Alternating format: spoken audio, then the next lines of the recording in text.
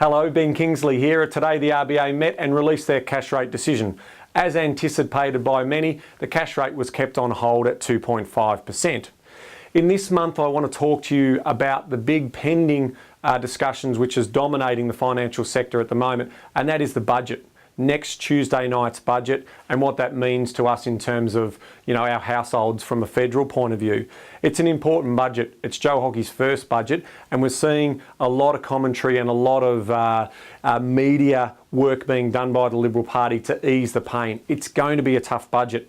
We also saw last week the Commission of Audit release their report to the government about where they can save money. So their job was to go and see where they could save literally tens of billions of dollars by the 2020, 2023 range in terms of, and then put those recommendations forward. Now, in addition to that, the federal government has also announced a further revenue review or tax review, because that's how they raise their revenues. So that, coupled with some really tough decisions that we're being told about in next week's budget, is really starting to penetrate households in terms of how they start thinking about their money and how well they feel financially. And that's a sentiment thing. So last month I talked to you about, I thought sentiment was up and confidence was up. We saw the sentiment surveys and business surveys starting to show signs of improvement. But with these types of big decisions where we are talking about potential tax hikes and some of our services and benefits and income flowing into the household being affected, that can have a sentiment shift.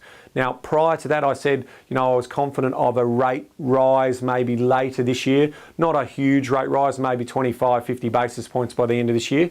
If we take this sentiment on and become more and more conservative, we may see a flow-on effect in terms of our retail sales and how we're spending our money and how cautious we are.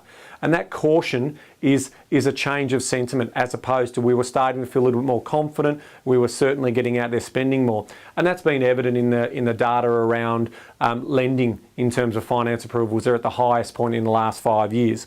And they're important points to understand. So let's recap. Let's just summarise that. We've got a big budget coming up next week. Once we digest that information, because all the recommendations and all these committees and these reports, at the moment, that's all they are. They're ideas. So they're ideas and think tanks. The government of the day needs to have the political will to see the longer term.